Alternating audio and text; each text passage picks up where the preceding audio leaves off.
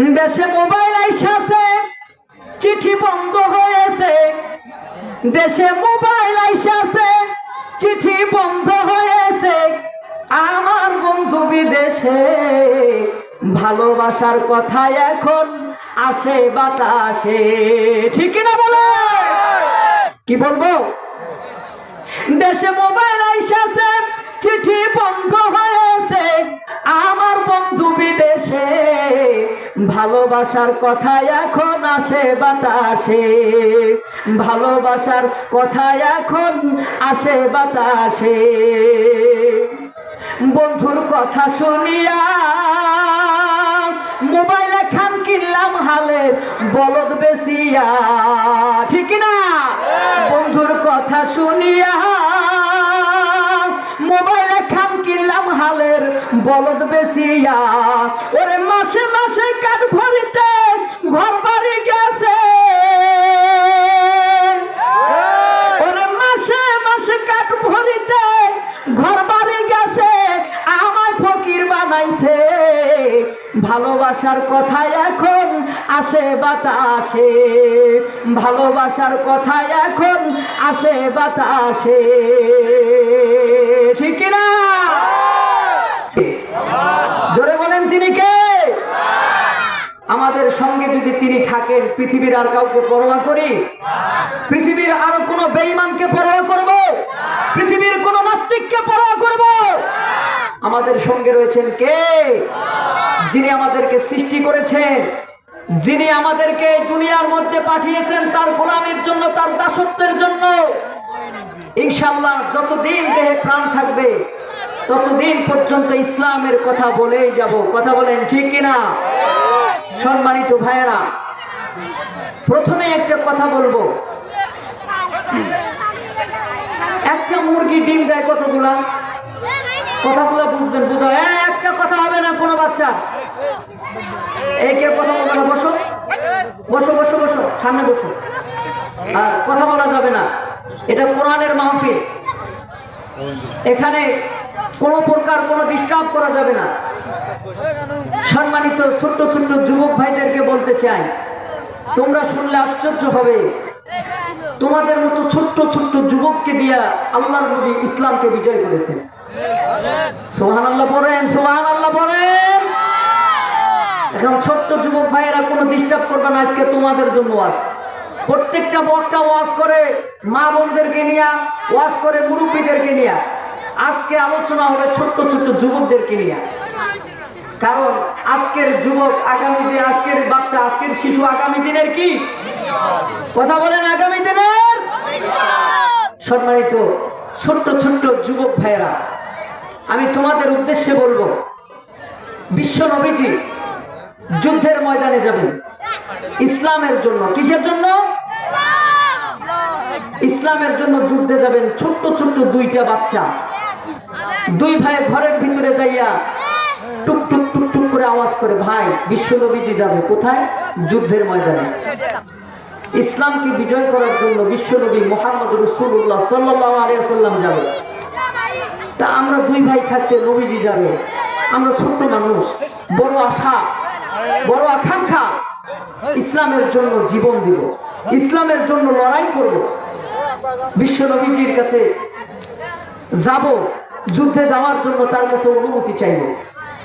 ভাইরা আমার কথাগুলো শুনবেন, আলোচনা কিন্তু শুরু করেছি। এটা শুধু ভূমিকা দিয়ে আমি আলোচনা স্টার্ট করব, শুধু একটু ভূমিকা দেব। সম্মানিত ভাইরা, বিশ্ব নবীর কাছে বললেন, ইয়া রাসূলুল্লাহ, ইয়া হাবিবাল্লাহ, মনে বড় ইচ্ছা, মনে বড় স্বপ্ন, মনে বড় আশা, আপনার সাথে যুদ্ধে যাব, যদি আপনি অনুমতি দেন।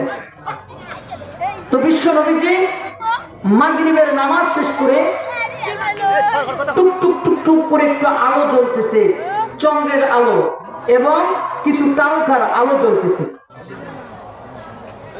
তো এই আলোর মধ্যে থেকে বিশ্ব নবীজি সৈনিককে বাঁচতেছে, দেখতেছে কে কেমন সৈনিক তৈরি হয়েছে যুদ্ধের জন্য। নবীজি খোঁজ করে করে যখন বৃদ্ধাদেরকে আলাদা করলেন, যুবকদেরকে আলাদা করলেন, এবার দেখতেছে কিছু ছোট্ট ছোট্ট বাচ্চাদেরকে দেখা যায়। তো নবীজি তাদের কাছেও গেলেন।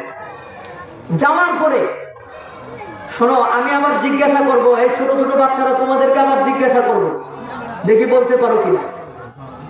সম্মানিত ভাইয়েরা, এই ছোট্ট বাচ্চাদের কাছে নবীজি গেলেন, যা বললেন, এই তোমরা এত ছোট ছোট বাচ্চা, কেন তোমরা এসেছো? তোমাদেরকে এখানে আসতে কে বলেছে? তোমাদেরকে যুদ্ধে যাওয়া যাবে না, তোমরা একবারে ছোট।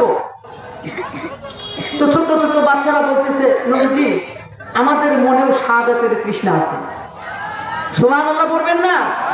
আমাদের মনেও ইসলামের প্রতি ভালোবাসা আছে, তো আমরাও যেতে চাই।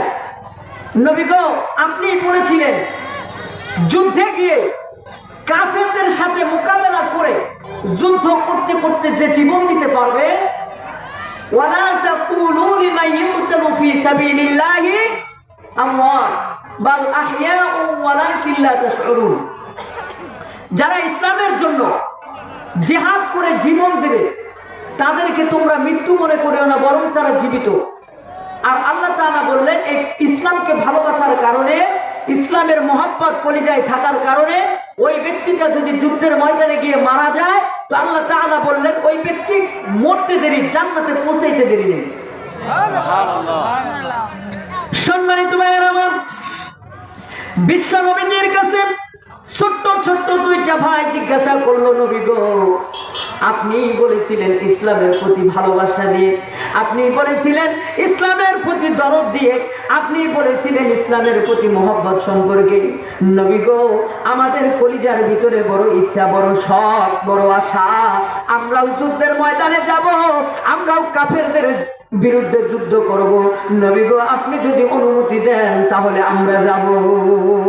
নবীজি বললেন, তোমাদের মতো কত যুবকরা বাড়ির মধ্যে বসে থাকে, তোমাদের মতো কত বয়োবৃদ্ধরা বাড়ির মধ্যে বসে থাকে, তাদের ভিতরে ইসলামের প্রতি এমন ভালোবাসা জন্মায় নাই, যেই ভালোবাসা নিয়ে নিজে ইচ্ছায় আগ্রত হয়ে নবীর কাছে এসে বললে, নবী গো, যুদ্ধের ময়দানে যেতে চাই, আপনি অনুমতি দেন। কেউ বলল না। তোমরা ছোট্ট ছোট্ট মানুষ, যুদ্ধের প্রতি তোমাদের যে ভালোবাসা, যে মহব্বত আমি দেখতে পারতেছি, যাও, আমি তোমাদেরকে বেছে বেছে অনুমতি দিয়ে দিলাম। যে যে একটু সাইজে বড়, বিশ্ব নবীজি তাদেরকে অনুমতি দিয়ে দিলেন যুদ্ধের জন্য। দুইটা ভাই, ছোট্ট ছোট্ট বাচ্চা দুইটা ভাইকে অনুমতি দেয় না। নবীজি যখন বেছে বেছে যুবকদেরকে নিয়ে যায় যুদ্ধের ময়দানে অনুমতি দেয়। যে একটু লম্বা, সাইজে একটু বড়, তাকে অনুমতি দেয়।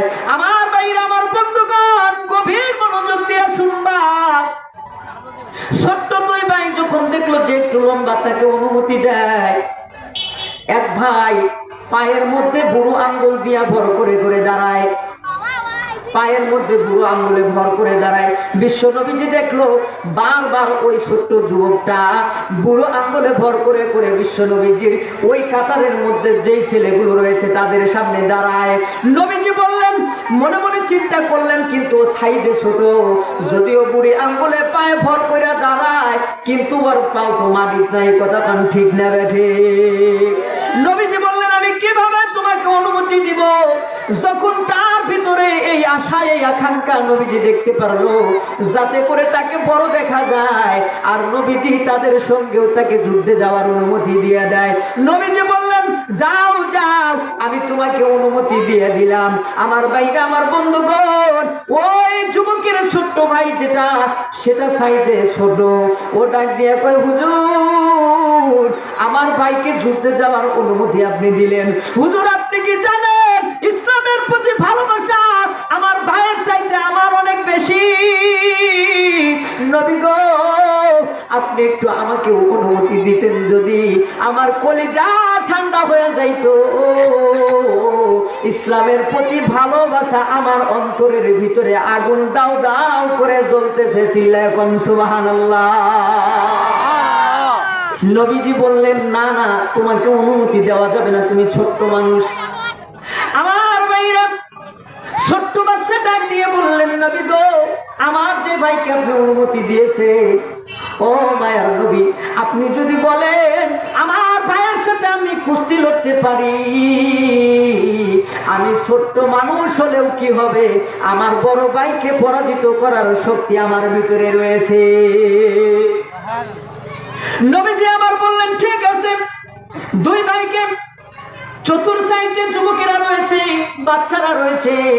মাঝপথে দুইটা ভাইকে বিশ্ব নবীজি মুখোমুখি দাঁড় করায় দিলেন। ঠিক আছে, দেখি দুইজনে কুস্তি লড়বা, দুইজনের মধ্যে কার কত শক্তি, যার শক্তি বেশি হবে তাকে অনুমতি দিয়ে দেব।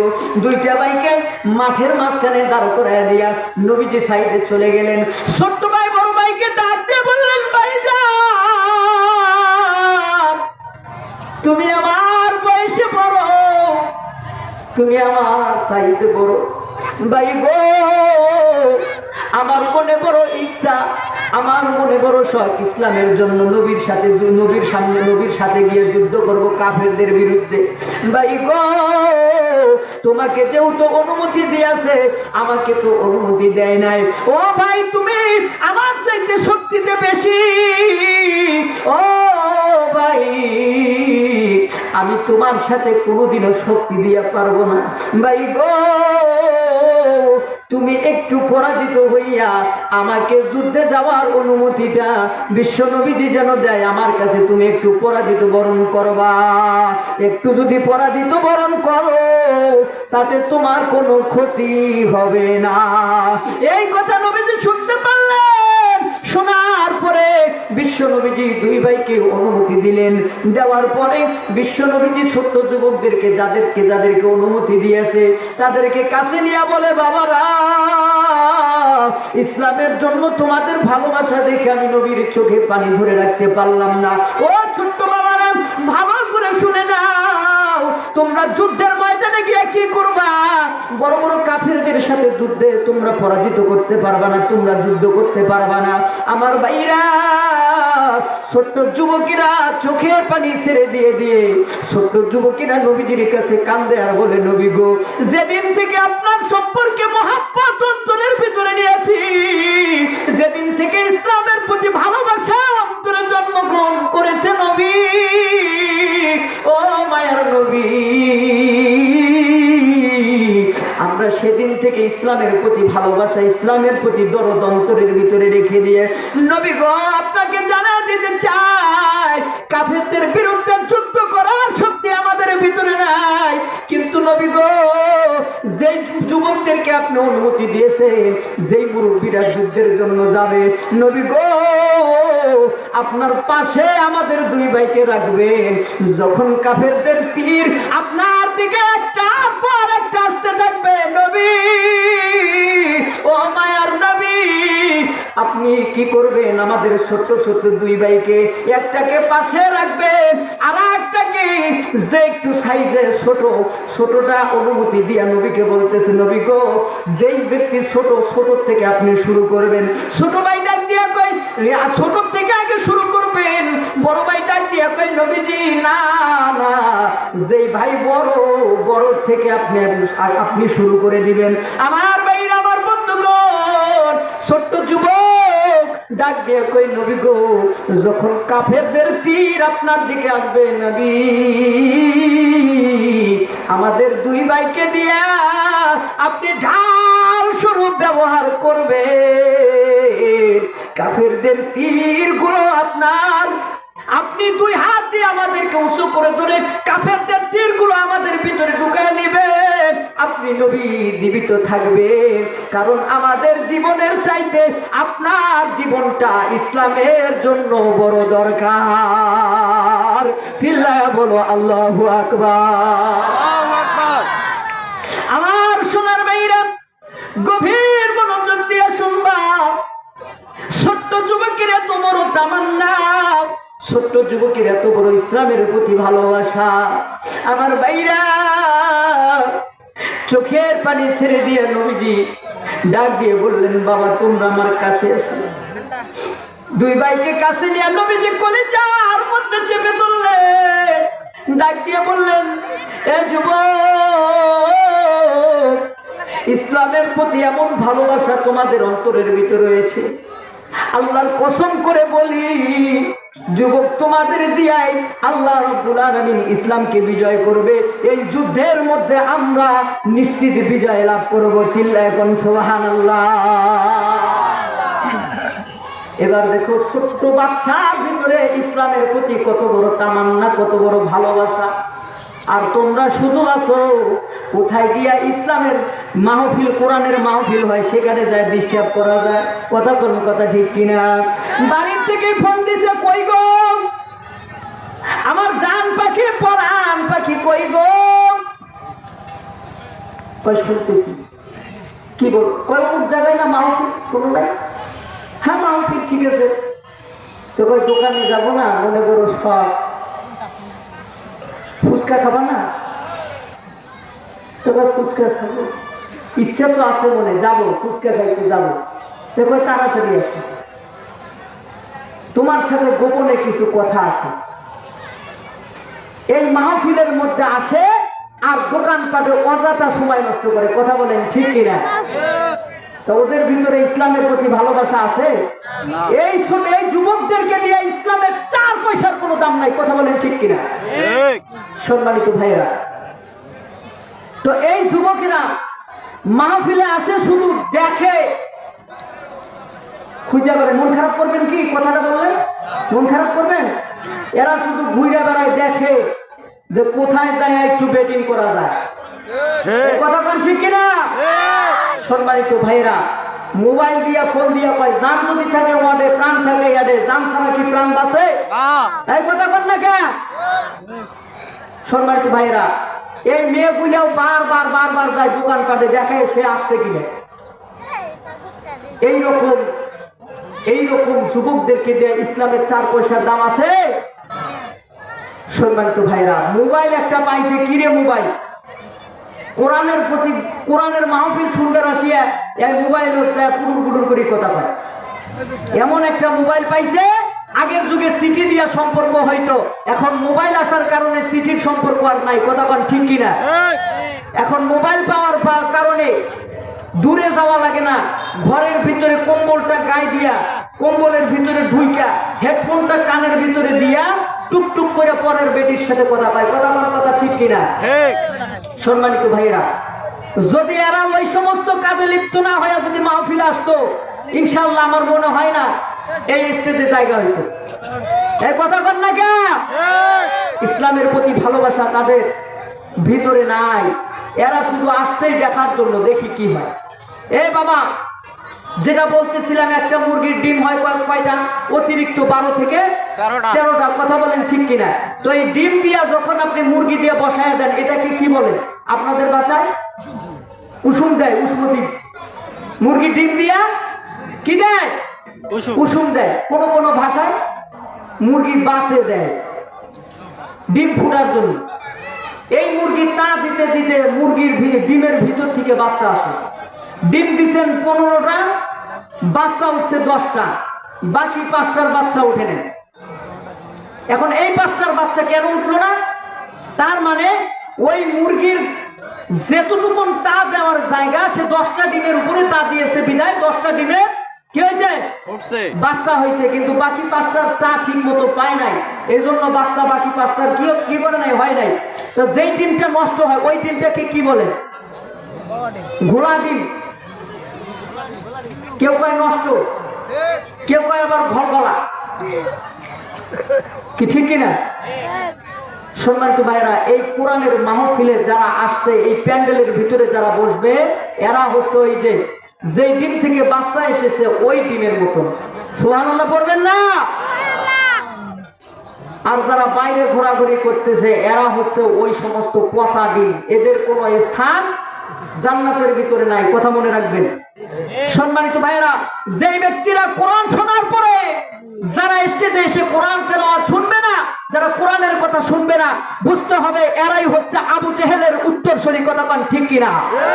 যারা কোরআনের কথা শোনার পরে এখনো যারা বাড়িতে নাক টাইনা ঘুমাইতেছে, এখনো যারা কোরআনের বিরোধিতা করে, বুঝতে হবে এরা মুতবা সাহেবার উত্তরসূরি। কথা বলেন কথা ঠিক কিনা?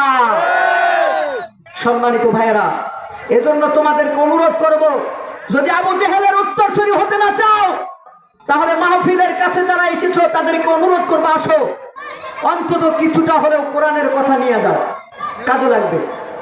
কতক্ষণ ঠিক কিনা? তোমরা মোবাইল টুপুর টুপুর করে মোবাইল টেপো, আমরা দেখি না, দেখেন কে? কেউ যেটা দেখে না সেটা দেখেন কে? আগের চিঠি নষ্ট হয়ে গেছে, এখন নতুন চিঠি আসছে। দেশে মোবাইল আইসাছে, চিঠি বন্ধ হয়েছে। দেশে মোবাইল আইসাছে, চিঠি বন্ধ হয়েছে। আমার বন্ধু বিদেশে, ভালোবাসার কথা এখন আসে বাতাসে। ঠিক না বলে? কি বলবো? দেশে মোবাইল আইসাছে, চিঠি বন্ধ হয়েছে। আমার বন্ধু বিদেশে, ভালোবাসার কথা এখন আসে বাতাসে। ভালোবাসার কথা এখন আসে বাতাসে। বন্ধুর কথা শুনিয়া মোবাইলে খান কিনলাম হালের বলদ বেচিয়া। ঠিক না? বন্ধুর কথা শুনিয়া মোবাইলে খান কিনলাম হালের বলদ বেচিয়া। ওরে মাসে মাসে কাঠ ভরিতে ঘর বাড়ি গেছে। ওরে মাসে মাসে কাঠ ভরিতে ঘর বাড়ি গেছে। আমায় ফকির বানাইছে। ভালোবাসার কথা এখন আসে বাতাসে। ভালোবাসার কথা এখন আসে বাতাসে। ঠিক না? সম্মানিত ভাইয়েরা, এইরকম পরিস্থিতি বাংলার জমিনে অহরহ করতেছে। কতক্ষণ ঠিক কিনা? এই প্রেম প্রীতি দিয়ে দেশটা ভইরা গেছে। ইসলামের প্রতি ভালোবাসা আর মানুষের ভিতরে নাই, আস্তে আস্তে হ্রাস পাচ্ছে। সম্মানিত ভাইয়েরা, গভীর মনোযোগ দিয়ে শুনবেন। তাইলে এই মোবাইল টুপুর টুপুর করে টেপা বাদ দিয়ে তোমাদের পায়ে হাত দিয়ে বলবো, আসো যুবকেরা, অন্তত কোরআনের কিছু কথা নিয়ে যাও। প্রেম থাকবে আমাদের কার প্রতি? ভালোবাসা থাকবে কার প্রতি? আল্লাহর প্রতি। এবং হৃদয়টা থাকবে কোরআনের প্রতি। কথা বলেন ঠিক কিনা? সম্মানিত ভাইয়েরা আমার, বলতেছিলাম প্রত্যেকটা মানুষের মৃত্যুর স্বাদ গ্রহণ করতে হবে কি হবে না? কথা বলেন হবে কি হবে না? সম্মানিত ভাইয়েরা আমার, মৃত্যুর যন্ত্রণা কত বড় কঠিন, মৃত্যুর যন্ত্রণা কত বড় ভয়ঙ্কর। বিশ্ব নবীর কাছে ডাক দিয়ে বললেন, নবী গো, মৃত্যুর যন্ত্রণা কত বড় ভয়ঙ্কর, কত বড় কঠিন আমি জানতে চাই। আমার ভাইরা, আমার যুবকেরা, একটা বার দিলের কান দিয়া লাগাও। আমার ভাইরা, এই সম্পর্কে আলোচনা আপনাদেরকে জানা দরকার আছে। কারণ আমরা প্রত্যেকটা মানুষ মৃত্যুর কথা স্মরণ করা থেকে দূরে চলে গেছি, যার কারণে আমাদের সব সময় গুনাহ হয়। কথা কোন কথা ঠিক কিনা? নবীজি বললেন, মালাকুল মউত আজরাইল, আপনার কাছে অনুরোধ করে বলবো, মৃত্যুর যন্ত্রণা আমাকে একটু দেখান। মৃত্যুর যন্ত্রণা আমি একটু দেখতে চাই। আমার ভাইয়েরা, আমার বন্ধুগণ, কোনো দিকে কোনো নজর দিবেন না, কোনো দিকে কোনো তাল দিবেন না। কোরআনের কথা শুনতেছেন আমার ভাইয়েরা, এই কোরআনের প্রতি ভালোবাসা রাখা দরকার আছে না নাই? মুসলমান ভাইয়েরা আমার, বিশ্ব নবীজি মালাকুল মউত আজরাইলের কাছে ডাক দিয়ে বললেন, আজরাইল রে, মৃত্যুর যন্ত্রণা কত বড় কঠিন আমি একটু দেখতে চাই। আমার ভাইরা, আমার বন্ধু, বিশ্ব নবীজি এই কথা বলার পরে মালাকুল মউত আজরাইল বললেন, নবী গো, মৃত্যুর যন্ত্রণা বুঝতে হলে আপনাকে চিত হয়ে শুইতে হবে। বিশ্ব নবীজি চিত হয়ে শুইলেন। শোয়ার পরে মালাকুল মউত আজরাইল বিশ্ব নবীজির বুকের উপরে একটা আঙুল তুলে দিলেন।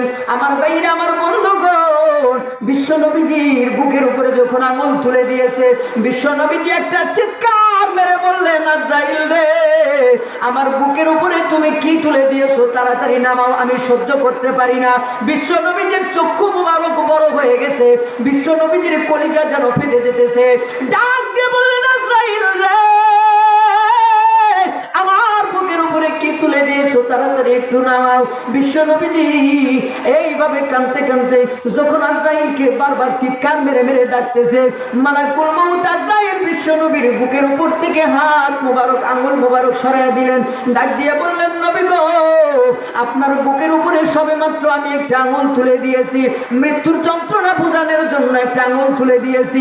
বিশ্ব নবীজি বললেন, আপনি যখন একটা আঙ্গুল আমার বুকের উপরে তুলে দিয়েছেন, আমার মনে হতে লাগলো যেন উহুদ পাহাড়টা আপনি আমার বুকের উপর তুলে দিয়েছে। নবী গো, একটা আঙুল তুলে দিলেই যদি আপনার এরকম মনে হয় নবী গো আরো 9টা আঙুল আমার হাতের ভিতরে রয়েছে, যদি 9টা আঙুল আপনার বুকের উপরে তুলে দেই তাহলে কেমন লাগবে? বিশ্ব নবীজি ডাক দিয়ে বললেন আজরাইল রে, এই যদি হয় মৃত্যুর যন্ত্রণা, আল্লাহর কাছে আমি যেতে চাই। নবীজি সিজদায় পড়ে গেলেন। তৎক্ষণাৎ আল্লাহকে ডাক দিয়ে বললেন রব্বুল আলামিন, এটাই যদি মৃত্যুর যন্ত্রণা হয়, তামাম পৃথিবীর সমস্ত মৃত্যুর যন্ত্রণা আমাকে দাও, বিনিময়ে আমার গুনাহগার উম্মতকে মৃত্যুর যন্ত্রণা থেকে বাঁচিয়ে দাও। চিল্লায়া বলেন না সুবহানাল্লাহ।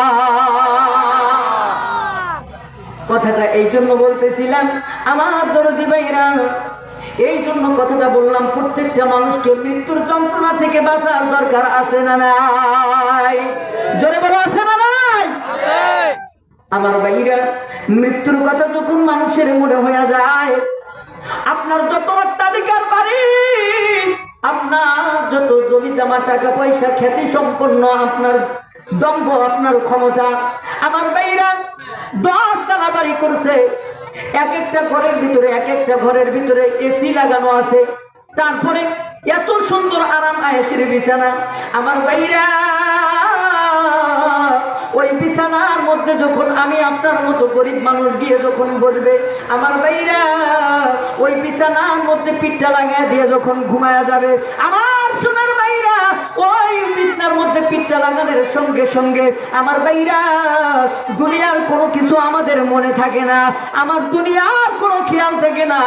আমার ভাইরা আল্লাহ রাব্বুল আলামিন বললেন শোনো, ওই সময় যখন মৃত্যুর কথা মানুষের মনে পড়ে যায়, তখন দুনিয়ার সমস্ত ভালোবাসা ভালো লাগা সব পড়ে রয়, কেবলমাত্র পরকালের কথা তার অন্তরের ভিতরে ঢুকে যায়, আর মৃত্যুর ভয় সব সময় তার অন্তরের ভিতরে ঢুকে যায়। আমার ভাইরা, আমার বন্ধু, এই যে কোরআনে কারীমের মাহফিল, আল্লাহ রাব্বুল আলামিন ডাক দিয়ে বললেন এই কিতাব যারা শোনার জন্য আসবে, এই কিতাব যাদের সামনে তেলাওয়াত করা হবে, এই কিতাব যাদের সামনে পড়া হবে, এই কিতাবের বর্ণনা যাদের সামনে করানো হবে, যেই ব্যক্তিগুলা শুনতে পারবে, যেই ব্যক্তিগুলা কাছে বসতে পারবে, আল্লাহ রাব্বুল আলামিন বললেন এই কিতাবের খাতিরে, কিতাবের মহব্বতে ওই সমস্ত ব্যক্তিদের মৃত্যুর যন্ত্রণা আমি আল্লাহ রাব্বুল আলামিন একটা পিঁপড়ায় কামড় দিলে যতটুকু যন্ত্রণা, এর চাইতে বেশি কোনো যন্ত্রণা তাদেরকে দিব না। চিল্লায় বলো মারহাবা। মৃত্যুর যন্ত্রণা থেকে বাঁচলেন আমার ভাইরা, আমার বন্ধুগণ, যার দিলের ভিতরে কোরআন থাকবে, যার দিলের ভিতরে কোরআন থাকবে, মালাকুল মউত আজরাইল কাছে এসে বলবে এটা তো সেই দিল যে দিলের ভিতরে আল্লাহর কোরআন রয়েছে। আল্লাহ রাব্বুল আলামিনের আজরাইল ওই দিলটাকে ডাক দিয়ে বলবে তোমার ভিতর থেকে এমন ভাবে আস্তে করে রূহটা বের হইয়া আমার হাতের ভিতরে চলে আসো। সে যেন এমন ভাবে তার রূহটা চলে যাবে যেন সে দুধ খাইতে খাইতে মায়ের কোলে ঘুমায় গেল। এইরকম শিশু যখন মায়ের কোলে ঘুমায় যায় তখন আর দুনিয়ার কোনো খেয়াল থাকে না। কথা কোন ঠিক কিনা? আমার ভাইরা, আমার বন্ধুগণ, এই কোরআনের মাহফিলে আসতে পেরে আমরা খুশি না বেজার? চিল্লায় বলো খুশি না বেজার? আমার ভাইরা, আমার বন্ধুগণ, আমরা এমন একটা জায়গায় বসেছি, এই জায়গাটা নিয়ে কথা হচ্ছে রে আমার ভাই। আমার ভাইরা, মৃত্যুর যন্ত্রণার থেকে বাঁচার উপায় বলে দিলাম। এবার বলেন কবরের যন্ত্রণা আছে না নাই? আমার ভাইরা বলেন কবরের যন্ত্রণা আছে না নাই? এই কবরের যন্ত্রণা থেকে বাঁচতে চান কি চান না? কবরের আযাব থেকে বাঁচতে চান কি চান না? আমার ভাইরা, আমার বন্ধুগণ, গভীর মনোযোগ দিয়ে শুনবেন, আমি কথাগুলো বলে যাব। একদিন না একদিন যদি আমল করেন দেখতে পারবেন আমার কথাগুলো ঠিক না বেঠিক। আমার ভাইরা, আমার বন্ধুগণ, গভীর মনোযোগ দিয়ে শুনবেন আমার ভাইরা, আমার ভাইরা, কবরের যন্ত্রণা থেকে বাঁচার দরকার আছে না নাই? কবরের ভিতরে যখন আপনাকে রাখা হবে, এই কবরে রাখার সঙ্গে সঙ্গে আমার ভাইরা এইদিকে মনোযোগ দেন, ওইদিকে দেখার দরকার নাই। আমার ভাইরা এইদিকে মনোযোগ দেন। আমার ভাইরা, কবরে রাখার সঙ্গে সঙ্গে দুইটা ফেরেশতা কবরের ভিতরে আসবে কি আসবে না? কথা বলেন, আসবে কি আসবে না? এবার ভাইরা, দুনিয়ার জীবন থেকে বা মারা গেছেন, কবরে গেছেন, দুনিয়ার জীবন আরো থাকবে? এই কতক্ষণ থাকবে? এখন শুরু হয়ে গেছে আপনার পরকালের জীবন। আমার ভাইরা, গভীর মনোযোগ দিয়ে শুনবেন, কবরের জিন্দেগিতে যাওয়ার সঙ্গে সঙ্গে দুইটা ফেরেশতা আসবে, আসার পরে জিজ্ঞাসা করবে মান রব্বুকা ওয়া মান দীনুকা ওয়া মান নাবিয়ুকা। আমার ভাইরা, আমার বন্ধুগণ, বলেন দেখি পরকালীন জীবনে যে ভাষা দিয়ে কথা বলবে ওই ভাষাটার নাম কি? আমার কথা বোঝেন নাই মনে হয়। কবরে যাওয়ার পরে যে ভাষা নিয়ে আপনার সঙ্গে কথা বলবে, বলেন ওই ভাষাটার নাম কি? আমার ভাইরা, আমার বন্ধুগণ, দুনিয়াতে আমাদের ভাষা কি? ভাষার নাম কি? আমাদের ভাষার নাম কি? আমার ভাইরা, আমার বন্ধুগণ, পার্শ্ববর্তী দেশ ভারতের ভাষার নাম কি? হিন্দি ভাষা। পার্শ্ববর্তী দেশ পাকিস্তানের ভাষার নাম কি? উর্দু ভাষা। আমার ভাইরা, আমার বন্ধুগণ, আরো পার্শ্ববর্তী দেশে গিয়ে দেখবেন ইউএস এর ভাষা, ইংলিশ ভাষা। কথা কোন ঠিক কিনা? আমার ভাইরা, বাংলা ভাষা নিয়ে যদি আপনি পাকিস্তানে গিয়ে যদি বলেন আমি ভাত খাইতে চাই, বলেন দেখি পাকিস্তানের কোন মানুষ আপনার ভাষা বুঝবে? আপনি যদি বাংলা ভাষা নিয়ে ইন্ডিয়াতে যাই এখন যে আমি একটুকা মুরগির গোস্ত দিয়ে গরুর গোস্ত দিয়ে ভাত খাইতে চাই, বলেন দেখি ভারতের কোন লোক আপনার ভাষা বুঝবে? আমার ভাইরা, আপনি যদি গিয়া ইউএসএ যায়, যদি আমেরিকায় গিয়ে যদি বলেন আমি ভাত খাইতে চাই গরুর গোস্ত দিয়ে, বুঝবে? আমার ভাইরা, দুনিয়ার এক একটা জায়গার ভাষা এক এক রকম। আল্লাহ রাব্বুল আলামিন বললেন সমস্ত ভাষা তোমার উপরে রবে। মরার সঙ্গে সঙ্গে প্রত্যেকটা দেশের প্রাণীর ভাষা, প্রত্যেকটা দেশের মানুষের ভাষা হবে আরবি। চিল্লায়া বলেন না মারহাবা। দুনিয়াতে যে ব্যক্তি কোরআনকে ভালোবাসবে, যে ব্যক্তি কোরআনকে মহব্বত করবে, যে ব্যক্তি কোরআন যেখানে তেলাওয়াত হয়, কোরআন যেখানে শিক্ষা দেওয়া হয়, সেই জায়গাটাকে মহব্বত করবে। আল্লাহ রাব্বুল আলামিন বললেন কিয়ামতের ময়দানে, আল্লাহ রাব্বুল আলামিন বললেন কবরের জিন্দেগিতে মুনকার নাকিরের দুইটা প্রশ্নের জবাব ওই ব্যক্তির কাছে সব চাইতে সহজ হয়ে যাবে। চিল্লায়া বলো না মারহাবা। ও মায়েরা, আপনাদের সম্পর্কে কিছু কথা বলতে চাই। রাত্রিবেলা আপনি ঘরের ভিতরে ঘুমাইছেন, আমার মা গভীর মনোযোগ দিয়ে কথাটা শুনবেন। স্বামী যখন আসছে রাত্রি 12টার পরে, সারা রাত ভ্যান চালাইছে, সারাদিন ভ্যান চালাইছে, সারাদিন রিক্সা চালাইছে, চালার পরে যখন আপনার বাড়িতে চলে আসছে, আপনার পাশে যখন ঘুমাইছে, আপনি ডাক দিয়ে বললেন প্রাণের স্বামী আমার, টিনের ঘরের ভিতরে কয়েকদিন থেকে আছি, কয়েক বছর যাবত টিনের ঘরের ভিতরে থাকি। যখন থেকে তোমার সাথে আমার বিবাহ হয়েছে তখন থেকে টিনের ঘরের ভিতরে থাকি। স্বামী গো, মাটি লেগে লেগে টিনের ঘরগুলো নষ্ট হয়ে গেছে, মাটি লেগে লেগে টিনগুলো নষ্ট হয়ে গেছে, টিনের ঘর আর ভালো লাগে না। ঘরের ভিতরে কি আছে? এই ঘরের ভিতরে মাটি আর ভালো লাগে না, প্রতিদিন নেপতে নেপতে আমার জান শেষ। ঘর নেপা লাগে না? এটা কি কর? কাপড় দিয়ে ঘর আবার কি দেয়? নেপা দেয়। এখন এই ঘরের নেপা আর আমার ভালো লাগে না। স্বামী গো, দুইজনে ঘরে বাইরে কাজ করছি, কিছু টাকা হয়েছে, স্বামী কিছু ইট নিয়ে আসেন, কিছু সিমেন্ট নিয়ে আসেন, আসার পরে কি করবেন? ঘরটাকে একটু সুন্দর করে সাজায় দেন। আমার ভাইরা, আমার বন্ধুগণ, স্ত্রী স্বামীর কাছে টুকটুক করে কথাগুলো বলে। স্বামী ডাক দিয়ে কয় ঠিক আছে, আগামীকালকে গিয়ে কিছু ইট নিয়ে আসবো। কিছু ইট নিয়ে আসলো, আসার পরে সুন্দর করে ঘরটা আবার তৈরি করলেন। আমার ভাইরা গভীর মনোযোগ দিয়ে শুনবেন। ঘরটা যখন সুন্দর করে তৈরি করা হলো, হওয়ার পরে ঘরের ভিতরে স্বামীকে ডাক দিয়ে কয় স্বামী গো, ঘর তৈরি হয়েছে, একটা সুন্দর বিছানার দরকার, একটা সুন্দর খাটের দরকার, কারণ সুন্দর খাট না হলে ঘুমায় আরাম পাই না। স্বামীর কথা, স্ত্রীর কথা শোনার পরে স্বামী পরের দিন খাট কিনে নিয়ে আসলো। আবার কিছুদিন পরে কয় স্বামী গো, আর একটা বায়না তোমার কাছে ধরবো, এর পরে আর চাবো না। স্বামী কয় ঠিক আছে, কিসের বায়না ধরবি ক? ঠিক আছে, তোর চাওয়া পূরণ করার জন্য প্রস্তুত। কয় স্বামী কয় একটা সুকেজের প্রয়োজন আছে, সুকেজ কিনা দিলেন। তারপরে কয় স্বামী আরো একটা চাওয়া তোমার কাছে আছে, এইটা চাইয়া শেষ, আর চাবো না। স্বামী ডাক দিয়ে কয় কি চাবি? চা। ওই স্ত্রী ডাক দিয়ে কয় স্বামী একটা আলানা লাগবে, তারপরে একটা ফ্যানের ব্যবস্থা করা লাগবে। আমার ভাইরা, তার তারপরে একটা সুন্দর বাতির ব্যবস্থা করা লাগবে। আমার বাইরে আমার বন্ধুগণ গভীর মনোযোগ দিয়ে শুনবেন। তারপরে স্ত্রী ডাক দিয়ে কই সব যখন তৈরি হয়েছে স্বামী আর তোমার কাছে যাবো না, মাত্র একটাই জিনিস চাবো, এর চাইতে আর তোমার কাছে কিছু চাবো না। স্বামী ডাক দিয়ে কই ঠিক আছে, কি চাবি চা, অনেক চাওয়া পূরণ করছি, এবার কি চাবি চা, হতে পারে এসে ছোট যেটা বড় বড় জিনিস সেটা তো দিছে। মনোযোগটা একটু ইসলামের দিকে ফিরে নিয়ে আসে। স্ত্রী স্বামীর কাছে ডাক দিয়া দেয়, কথা মনে আছে না নাই? আপনাদের মনে আছে? আমার ভাইরা আমার বন্ধুগণ, প্রত্যেকটা মানুষের ভুলে যাওয়ার রোগ রয়েছে।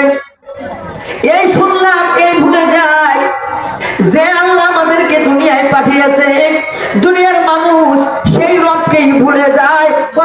কথা ঠিক কিনা? আমার ভাইরা আমার বন্ধুগণ গভীর মনোযোগ দিয়ে শুনবেন। স্ত্রী স্বামীর কাছে ডাক দিয়ে কয়, স্বামী গো, যা চাইছি পূরণ করে দিয়েছেন স্বামী, আপনার কাছে এইবার আর একটা অনুরোধ নিয়ে, আপনার কাছে আর একটা চাওয়া নিয়ে আমি দাঁড়াবো। স্বামী গো, এই চাওয়াটা যখন পূরণ করে দিবেন আর আপনার কাছে কিচ্ছু চাইবো না। স্বামী ডাক দিয়ে কয় ঠিক আছে চাও। স্ত্রী ডাক দিয়ে কয়, স্বামী গো, আমার সব কিছু পূরণ হয়েছে, এই মুহূর্তে আপনার কাছে যে জিনিসটা চাবো সেই জিনিসটা হলো ভাঙা আয়না দিয়ে মুখ দেখতে আর ভালো লাগে না, একটা সুন্দর ড্রেসিং টেবিলের দরকার আছে। স্বামী ডাক দিয়ে কয় ঠিক আছে, আগামীকালকে বাজারে যাইয়া তোমার জন্য ড্রেসিং টেবিল কিনে নিয়ে আসবো। ড্রেসিং টেবিল কিনে নিয়ে আসলো। আসার পরে কিছুদিন যায়, যাওয়ার পরে স্বামীর কাছে ডাক দিয়া কয়, ময়নার বাবা, যা যা চাইছে সব পূরণ করে দিয়েছো, সুকেস কিনা দিয়েছো, আলমারি কিনা দিয়েছো। আলমারিতে সাজানোর কোনো কিছু নাই, সুকেসের মধ্যে সাজানোর কোনো কিছু নাই। পরের বাড়ির ভাবিকে কত সুন্দর সুন্দর আলতা চুড়ি কিনা দিছে। স্বামী গো, আপনার কাছে অনুরোধ করে বলবো, আমার সুকেসের মধ্যে তেমন ভালো কোনো জিনিস নাই সাজানোর মতো। স্বামী একটু গয়নাগাটির দরকার আছে, কিনে দেন। স্বামী কয় ঠিক আছে যাও, কিনে দিলাম। আমার ভাইরা বলেন দেখি, স্ত্রীদের আপনাদের সকলের স্ত্রী আছে না নাই? কাদের কাদের আছে তো হাত তুলে দেখা। ওই যে একটা ছাওয়া হাত তুলছে, বিয়ে করছেন? সম্মানিত ভাই, আল্লাহ ডাক দিয়ে কয়, প্রত্যেকটা স্বামী স্ত্রীর চাওয়া যদি পূরণ করতে চায়, স্ত্রীদের চাওয়া জীবনও শেষ হবে না। প্রত্যেকটা স্বামীর চামড়া, পিঠের চামড়া পেটে লেগে যাবে, পেটের চামড়া পিঠে লেগে যাবে, তবুও স্ত্রীদের চাওয়া পূরণ করার মতো ক্ষমতা দুনিয়ার কোনো স্বামীদের থাকে না। কারণ স্ত্রীদের চাওয়া পূরণ করতে হলে কবরের মাটি ছাড়া চাওয়া পূরণ করার জন্য দুনিয়াতে আর কিছু তৈরি হয় নাই। কথা বুঝছেন? আমার ভাইরা আমার বন্ধুগণ গভীর মনোযোগ দিয়ে শুনবেন।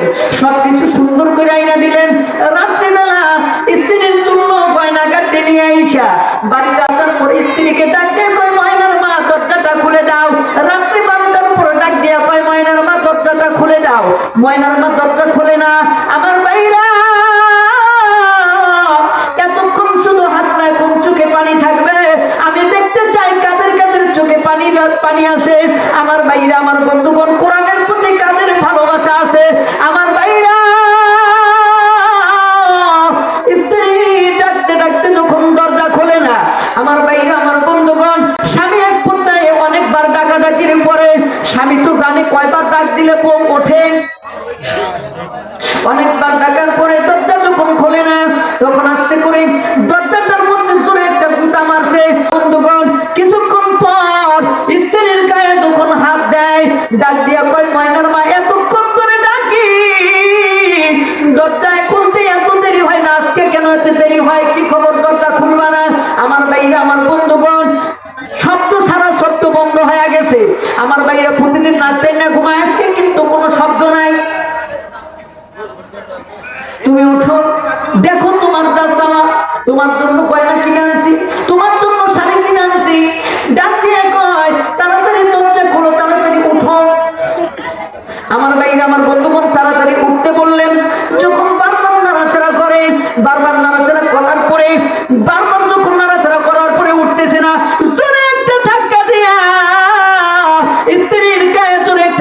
ডাকতেছে, দেখার পরে ধাক্কা দেওয়ার পরেও যখন ওঠে না, গায়ের মধ্যে হাত দিয়ে দেখে স্ত্রীর হাতটা ঠান্ডা। আমার বাইরে আমার বন্ধু,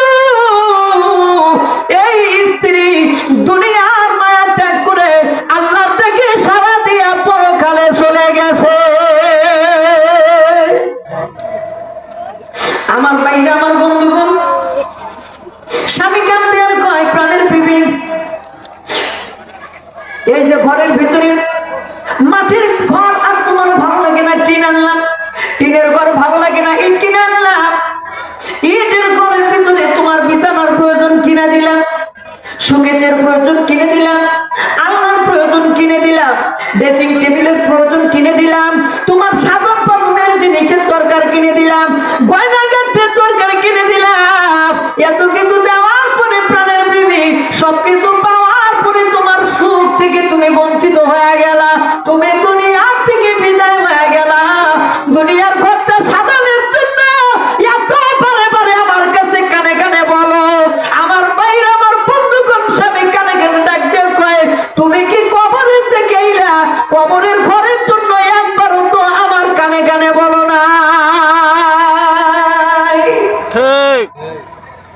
কোন স্ত্রী বলে না?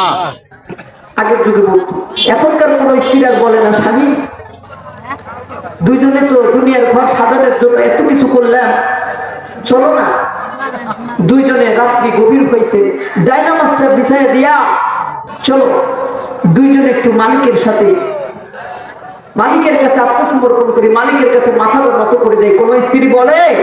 এই কথা বলেন, বলে? আমার ভাইরা আমার বন্ধুরা, মা বোনদেরকে ডাক দিয়ে বলবো, মা, দুনিয়ার ঘরটা সাজানোর জন্য প্রতি মুহূর্ত ব্যস্ত, কবরের ঘরটা সাজানোর জন্য কি করলাম? আপনার পায়ে হাত দিয়ে বলবো, মা, একটু কবরের চিন্তা করো। আমার ভাইরা আমার বন্ধুগণ, আজকালকার মহিলাদের কবরের চিন্তা ভুলাই যায়। আজকালকার মহিলারা শুধু চলে বেপরদা হয়া, শুধু সিনেমা আর টিভি নিয়ে ব্যস্ত, সিরিয়াল নিয়ে ব্যস্ত। ইসলামের প্রতি ভালোবাসা, কবরের প্রতি ভালোবাসা, কবরের ঘরে সাজানো তো দূরে থাক, শুধু সিরিয়ালের দিকে সময় চলে যায়। কথা কান ঠিক কিনা? ঘন্টার পর ঘন্টা সিরিয়াল দেখে তার সময় যায় না। যখন কোরআন পড়তে বসে সময় চলে যায়। হয় না? হয় না? ওই মহিলার পেটের ভিতর থেকে, যেই মহিলা শুধু সিরিয়াল নিয়ে ব্যস্ত থাকে, ঘন্টার পর ঘন্টা সিনেমা দেখে, ওই মহিলার পেট থেকে কি আল্লাহ ওলি আসবে? কথা কান? ওই মহিলার পেট থেকে হাফেজে কোরআন আসবে? সম্মানিত ভাইয়েরা, ওই মহিলার পেট থেকে আলেম আসা সম্ভব নয়, কোরআনের হাফেজ আসা সম্ভব নয়। আমার ভাইরা আমার বন্ধুগণ, ওই যে স্ত্রী দুনিয়ার ঘর সাজানোর জন্য এত কিছু করলো, পরকালের ঘর সাজানোর জন্য কিছুই চায় না। আমার মা বোনেরা, পায়ে হাত দিয়ে বলবো, স্বামীদের কাছে গিয়ে বলবা, স্বামী গো, কবরের ঘরটা সাজানোর জন্য প্রয়োজন আছে, চলো না দুইজনে চেষ্টা করে কবরের ঘরটাকে সাজাবো। আমার মায়েরা, আমার বোনেরা, আপনাদেরকে বলবো, কবরের ঘর সাজানোর জন্য কি প্রয়োজন? আমার মায়েরা গভীর মনোযোগ দিয়ে শুনবেন, আমি বলে দিয়ে যাই। কবরের ঘরটা যদি সাজাইতে চান, আল্লাহর কোরআন ছাড়া কবরের ঘর সাজানো যাবে না। কথা বুঝতে পারছেন? তাহলে মৃত্যুর যন্ত্রণা থেকে বাঁচাইলো কে? কথা বলেন। কবরের যন্ত্রণা থেকে বাঁচাবে কে? আল্লাহ। কোরআন কে বাঁচাবে? আল্লাহ। আমার মেয়েরা আমার বন্ধুগণ, জাহান্নামের আযাব আছে না নাই? মৃত্যুর যন্ত্রণা থেকে বাঁচলাম, কবরের যন্ত্রণা থেকে বাঁচলাম, এবার জাহান্নামের যন্ত্রণা আছে না নাই?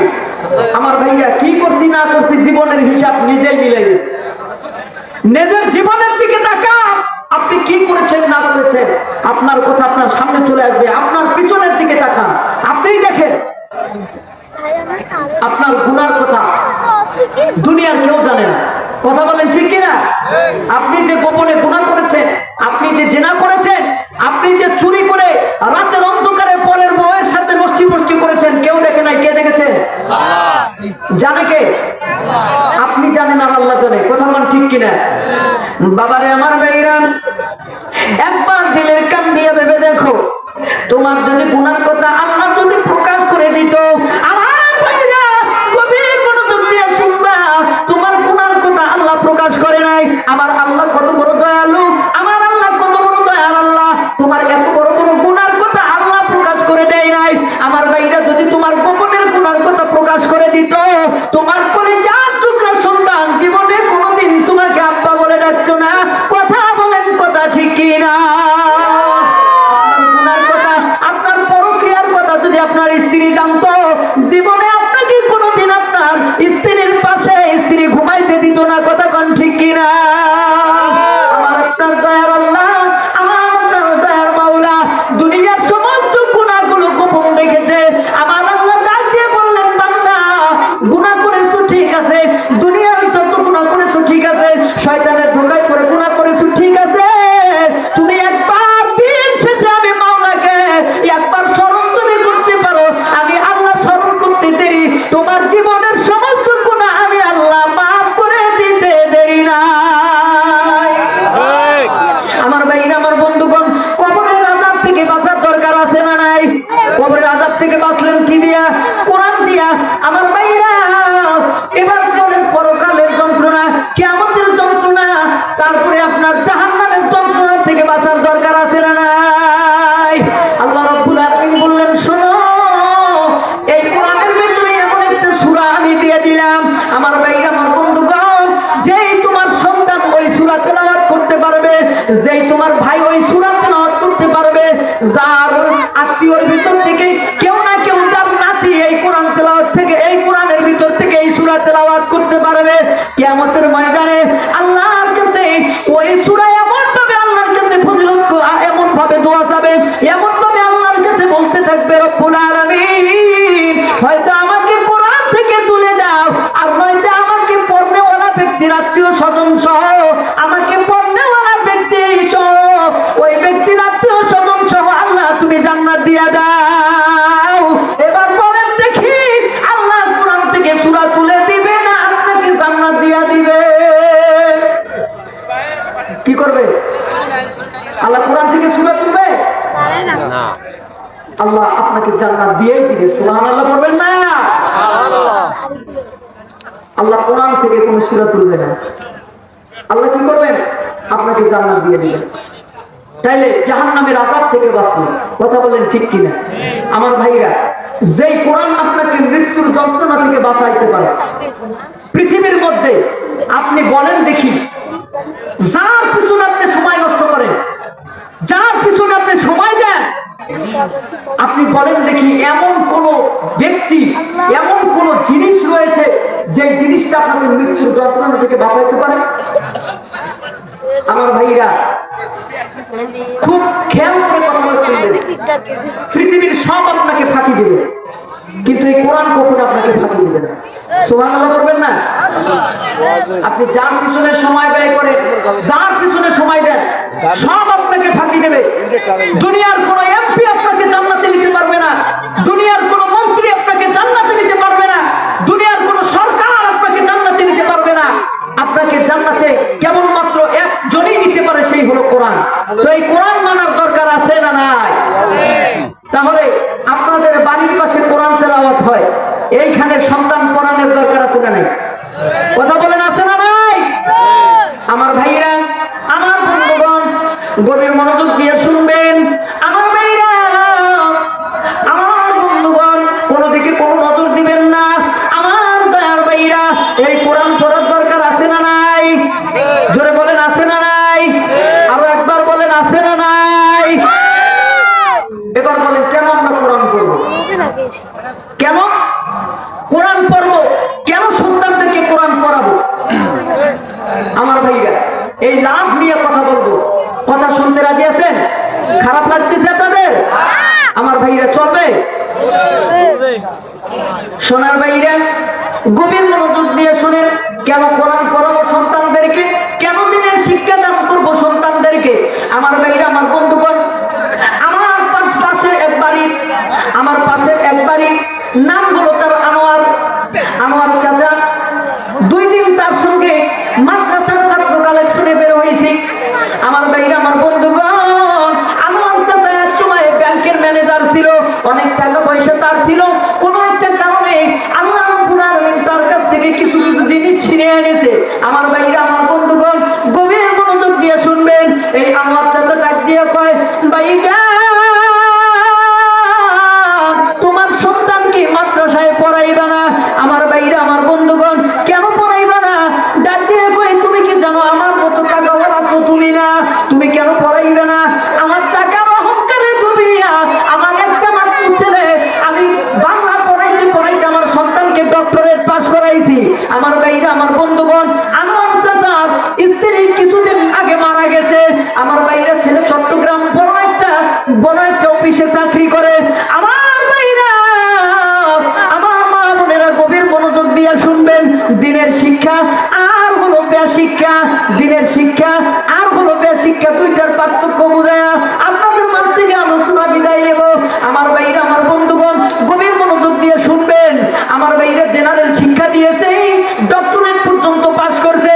পাস করার পরে বড় একটা কোম্পানি, বড় একটা অফিসে চাকরি করে, সরকারি জব করে। আমার ভাইরা গভীর মনোযোগ দিয়ে শুনবেন। ডাক দিয়া ফোন দিছে, বাবা তুমি কই? বাবা শাকিল তুমি কই? তোমার আম্মা যেটা দুনিয়ার থেকে বিদায় হয়ে গেছে। শাকিল চোখের পানি ছেড়ে দিয়া কই, আব্বা গো, আমাকে পড়ানোর জন্য আমার মা কত কষ্ট করেছিল, আমি মানুষ হয়েছি। আমার মায়ের দোয়ায় আমি বড় চাকরি পেয়েছি। চাকরি করতে করতে আমি অনেক বড় লেভেলে চলে গেছি। মা মারা গেছে, ঠিক আছে বাবা, আমি গাড়ি চললাম, অনেক সময় গাড়ি চড়বো, আমি ছুটি নেবো অফিস থেকে, ছুটি নিয়ে গাড়ি চড়বো। আমার ভাইরা, আমার বন্ধুগণ, চট্টগ্রাম থেকে আমাদের এই রংপুরে আসতে কতক্ষণ সময় লাগবে? একদিন পার হবে কিনা? ঢাকায় যাইতে একদিন লাগে পুরো, কথা বল ঠিক কিনা? তো ঢাকা থেকে, এখান থেকে ঢাকা যত দূর, ঢাকা থেকে আমার চট্টগ্রাম তত দূর, তাহলে হিসাব করেন একদিন এক রাত চলে যায়। আমার ভাইরা, আপনাদেরকে বলবো, দেখি বলেন, গরমের দিনে লাশটা মারা গেছে, দুনিয়ার কোন মানুষ আমার মনে হয় না এই একদিন এক রাত কোন লাশকে দুনিয়াতে রাখবে। রাখবেন? অনেকেই রাখবে না। তো লাশ দিয়ে বন্ধুদের বাইরে হচ্ছে, এই মনে করে বরফ দিয়ে রাখো, কত কি দিয়ে রাখো, নাকি সম্ভব? পাশের বাড়ি থেকে কয়েকজন লোক এসে বলতেছে, লাশের পরিস্থিতি ভালো না, অতি তাড়াতাড়ি কি করতে হবে? তার দাফন কার্য শেষ করতে হবে। ছেলে ঢাকায় এসে পৌঁছাইনি, ফোন দিচ্ছে, বাবা তুমি কোথায়? বলে, আব্বাজান আমি তো ঢাকার কাছে আসছি, যাইতে একটু লেট হবে, তো আমার মাকে মনে হয় আমি শেষ দেখাটা আর দেখতে পাবো না। বাবা ডাক দিয়ে কয়, শাকিল রে, অনেক কিছু তোকে দিয়েছি রে বাবা, অনেক বড় সম্মান, সম্মানের জায়গায় আল্লাহ তোরে বসাইছে, অনেক শিক্ষা তোকে দিয়েছি, তোকে শিক্ষা দিতে যাইয়া কত কষ্ট সহ্য করেছি বাবা শাকিল। এমন বড় চাকরি করো, তোমার মা মারা গেছে, তোমার মা কি শেষ দেখা মনে হয় দেখতে পারবো না, কারণ গ্রামের মানুষগুলা বেশিক্ষণ লাশ আর রাখতে দেয় না। আমার ভাইরা, আমার বন্ধুগণ, লাশ দিয়ে নাকি গন্ধ বাহির হয়, লাশ দিয়ে নাকি ময়লা বাহির হয়, বেশিক্ষণ লাশটা রাখতে দেয় না বাবা। তুমি এখনো ঢাকায় আসতে পারো নাই, তোমার মার লাশ আর মানুষ দুনিয়াতে রাখতে চায় না, তাড়াতাড়ি দাফন করতে চায়। বাবা এতক্ষণ রাখা যাবে না, তাড়াতাড়ি বলো কি করবো? বলে, বাবা একটু অপেক্ষা করো। যখন কিছুক্ষণ পরে ঢাকায় চলে আসছে, আসার পরে ঢাকার মধ্যে একটা জ্যামে পড়ছে, এত বড় একটা জ্যাম খুলতে খুলতে অনেক সময় লেগে যাবে। ডাক দিয়ে কয়, বাবা কোথায় তুমি? কয়, আপু গো, আমি একটা বড় জ্যামে পড়েছি, আমার মায়ের লাশ আর আমার শেষ দেখা মনে হয় ভাগ্যে জুটবে না। বাবা গো, আমার মায়ের লাশ কবরের মধ্যে রাইখা দাও। আমার ভাইরা, আমার বন্ধুগণ, আমি বাড়ি দিয়ে দোয়া করবো। আমার ভাইরা, আমার বন্ধু, বলেন দেখি, ওই সন্তান যখন বাড়িতে আসছে, আসার পরে ওই সন্তান আরবির শিক্ষা না থাকার কারণে ওই সন্তান মায়ের জন্য হাত তুলে আল্লাহর কাছে দোয়া করতে পারবে?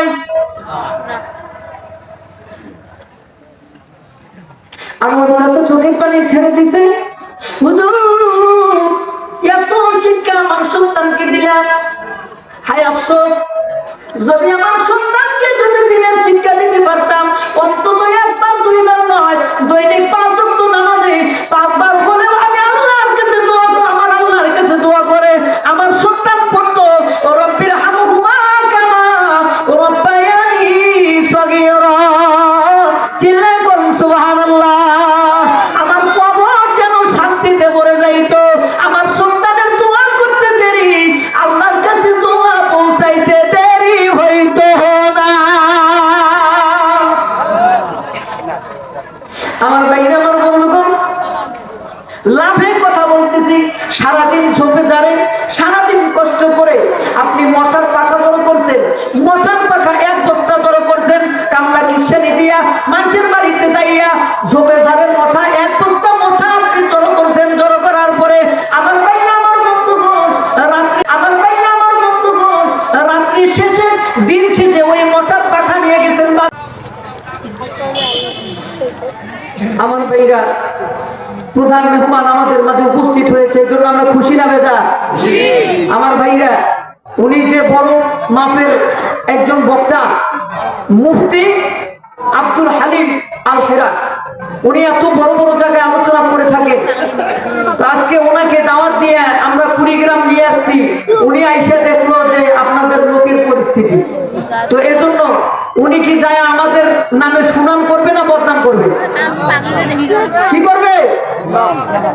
এই বদনাম থেকে বাঁচতে হলে অন্তত বাইরে যে লোক কয়টা আছে আপনাদেরকে অনুরোধ করে বলবো, প্লিজ মান সম্মানের খাতিরে হলেও আপনারা আসেন। যাই হোক, বলতেছিলাম, সারাদিন কষ্ট করে যদি মশার পাখা বড় করে আর দিন শেষে ওই মশার পাখাগুলো নিয়ে বাজারে যায় যদি বলেন যে কে আসো ভাই, আমার সন্তান আর 2 দিন থেকে না খাওয়া, এমন কে আসো দরদের ভাই, আমার এই সন্তানদের মুখে খাবার তোলার জন্য এই মশার 1 বস্তা পাখা আপনাদের কাছে বিক্রি করব 1 টাকার বিনিময়ে। বলেন দেখি, এমন কোন পাগল খুঁজে পাওয়া যাবে যে 1 টাকা দিয়ে ওই মশার পাখা কিনে নেয়? কথা বলেন সম্মানিত ভাইরা। কিন্তু যদি কোনো ব্যক্তি বলে ভাই আমি আল্লাহর কোরআন থেকে একটা সূরা তেলাওয়াত করতে পারি, ভাই এই সূরাটা আমি 10 বার তেলাওয়াত করেছি, কিংবা এই কোরআনের ভিতরে ছোট্ট একটা সূরা রয়েছে, যেই সূরাটা কম বেশি আমরা সকলেই জানি, সূরাতুল ইখলাস, কুল হুয়াল্লাহু আহাদ, এই সূরাটা আমরা জানি। সম্মানিত ভাইরা, এই সূরাটা যদি কোনো ব্যক্তি 3 বার পাঠ করে, করার পরে গিয়ে বলে ভাই আমি এই সূরাটা 3 বার পাঠ করছি, আমি জেহালাতের কারণে, আমার শারীরিক অসুস্থতার কারণে কামাই রুজি করতে পারি নাই, আমার এই সূরাটা 3 বার তেলাওয়াত করেছি, এই 3 বার তেলাওয়াত কিন্তু সূরার যা সব হয় ভাই সমস্ত সব আপনাকে দিয়ে দিব, বিনিময়ে অল্প কিছু টাকা দেন, অল্প কিছু সম্পদ দেন, অল্প কিছু জিনিস দেন, যে জিনিসটা নিয়ে আমার সন্তানের মুখে যে হাতটা তুলে দিয়ে আমার সন্তানের জীবনটা আমি বাঁচাইতে পারি। বলেন দেখি, যে ব্যক্তি বোঝে, ওই ব্যক্তি, যে ব্যক্তি কোরআনের প্রতি মহব্বত আছে, যে ব্যক্তির ভিতরে ঈমান রয়েছে, বলেন দেখি 100 200 নয়, 1000 2000 নয়, 5000 10,000 টাকা লাগলেও ওই ব্যক্তি দিতে রাজি আছেন কি আছেন না? কথা বলেন, কথা ঠিক কিনা? কারণ তার কোরআনের প্রতি ভালোবাসা রয়েছে। কথা বলেন ঠিক কিনা? এই জন্য ভাইরা, সে যদি 10,000 টাকাও লাগে, ওই 3টা সূরা, একটা সূরা 3 বার পড়ার কারণে যে সব হয়েছে ওই সবটা সে কিনে নেবে। তাইলে কোরআনের দাম রয়েছে, কোরআনের দাম সম্পর্কে, কোরআনের মান সম্পর্কে সে বোঝে, যার কারণে সে এই একটা সূরা 3 বার পড়ার কারণে যেই সব, সেই সব সে 10,000 টাকাতে কিনে নিল। কিন্তু যে ব্যক্তি জানে মশার পাখা যদি 5 বস্তাও হয় আমার কোনো কাজে আসবে না, মশার পাখা আমার কোনো খাদ্য নিবারণ করতে পারবে না, আমার কোনো ক্ষুধা নিবারণ করতে পারবে না, ওই মশার পাখা আমি 1 টাকা কেন 8 আনা টাকা হলেও আমি ওই মশার পাখা কিনবো না। কথা বলেন, কথা ঠিক কিনা? সম্মানিত ভাইরা, তো আপনাদেরকে অনুরোধ করে বলবো, দিনের শিক্ষা যদি আপনি অল্পও দেন, যদি সেই বাচ্চা অন্তত নামাজ পড়ার মতো যোগ্যতা অর্জন করে, সে যত আমল করবে, আমার ভাইরা, মরার পরে তওবার দরজা প্রত্যেকটা মানুষের বন্ধ। আমার ভাইরা, শেষ কথা যেটা, কিন্তু 3টা আমল যদি কোনো ব্যক্তি করে যাইতে পারে, আল্লাহর কসম করে বলি, ওই মানুষটা যতদিন মানে কবরের জিন্দেগিতে থাকবে, কিয়ামত পর্যন্ত ওই ব্যক্তির এই 3টা আমল করে যাওয়ার কারণে কিয়ামত পর্যন্ত এই সব তার আমলনামায় দিতেই থাকবে। সুবহানাল্লাহ। 1 নাম্বার হচ্ছে, যদি কোনো নেক সন্তান দুনিয়াতে রেখে যায়, এই নেক সন্তান যা আমল করবে তার আমল নামায় পৌঁছে দিবেন কে? দ্বিতীয় নাম্বার, কোন উত্তম জায়গায় যদি সে দান করতে পারে, ওই উত্তম জায়গায় যতগুলো আমল আখলাক হবে, সমস্ত আমল আখলাকের সব আল্লাহ তার আমল নামায় পার্সেন্টেজ দিয়ে দিবে। সুবহানাল্লাহ পড়ে। আর 3 নাম্বার, কোরআন শিক্ষা করে যে ব্যক্তি শিক্ষা দিয়ে যাইতে পারবে, ওই ব্যক্তি কিয়ামত পর্যন্ত কবরে ঘুমায়া থাকবে, দুনিয়া কিয়ামত পর্যন্ত এই কোরআনের প্রক্রিয়া চলতেই থাকবে, কিয়ামত পর্যন্ত তার আমল নামায় আল্লাহ এর সব দিতেই থাকবেন। কোন সুবহানাল্লাহ। এই জন্য ভাইরা, এই 3টা জিনিসের মধ্যেই কোরআন রয়েছে। তাইলে আজকের আলোচ্য বিষয় ছিল কি? কোরআন পড়ার গুরুত্ব। মৃত্যুর যন্ত্রণা থেকে বাঁচতে হলে কোরআন পড়ার দরকার আছে, কবরের যন্ত্রণা থেকে বাঁচতে হলে কোরআন পড়ার দরকার আছে, জাহান্নামের আযাব থেকে বাঁচতে হলে কোরআনের দরকার আছে। শুনছেন কি শুনেন নাই?